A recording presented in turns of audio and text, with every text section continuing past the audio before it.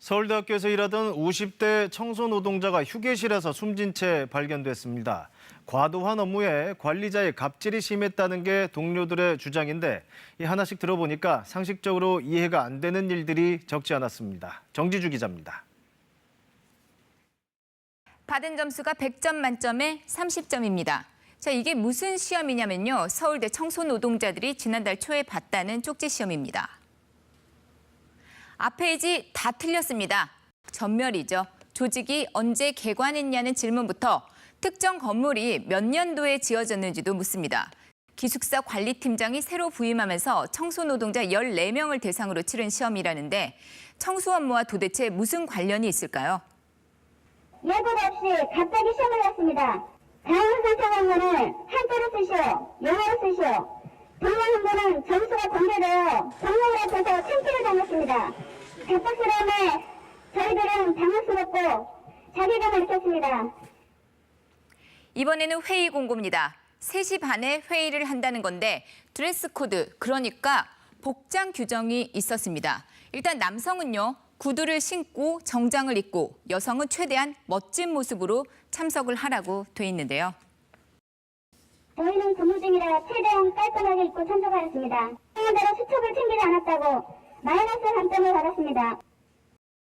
그리고 지난달 27일 새벽 이 기숙사 휴게실에서 청소노동자 이모 씨가 숨진 채 발견됐습니다. 전날 오전까지 딸과 통화를 했다는데요. 이분의 사인은 심근경색으로 밝혀졌습니다. 동료들은 평소 건강했던 이 씨였다면서 과도한 업무에 팀장의 갑질이 더해져서 숨진 거라고 주장을 하고 있습니다.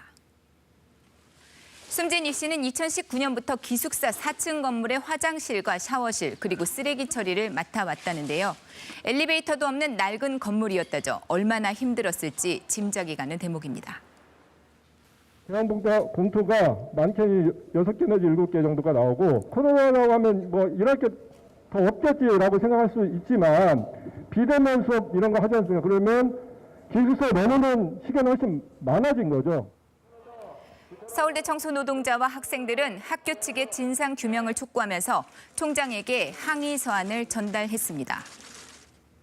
그리고 서울대가 해명을 했습니다. 쪽지 시험은 청소노동자들이 일하는 곳을 알게 하고자 하는 취지였다.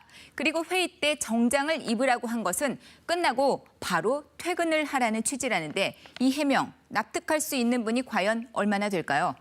자, 청소노동자의 죽음 이번뿐만이 아니었습니다. 2년 전 여름에도 서울대 청소노동자 한 분이 숨졌는데요. 폭염 경보가 내려졌던 그날 공대 건물 지하층 계단 아래를 막은 좁은 휴게실에서 60대 청소노동자가 숨진 채 발견이 됐습니다. 창문 하나 없던 곳, 열기를 뿜는 선풍기가 전부였습니다. 당시 고용노동부가 실태 조사까지 나섰습니다.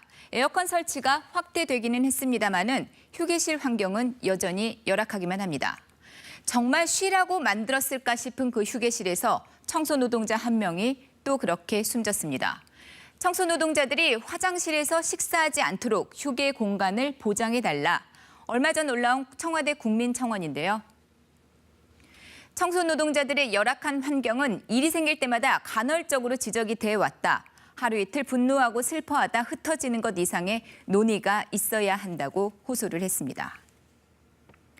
사실 고용노동부에서는요, 청소나 경비 노동자를 위해서 사업장 휴게시설 설치와 운영 가이드를 이렇게 만들어서 배포를 해놓은 게 있습니다. 하지만 권고 차원이라서 강제성은 없었는데요.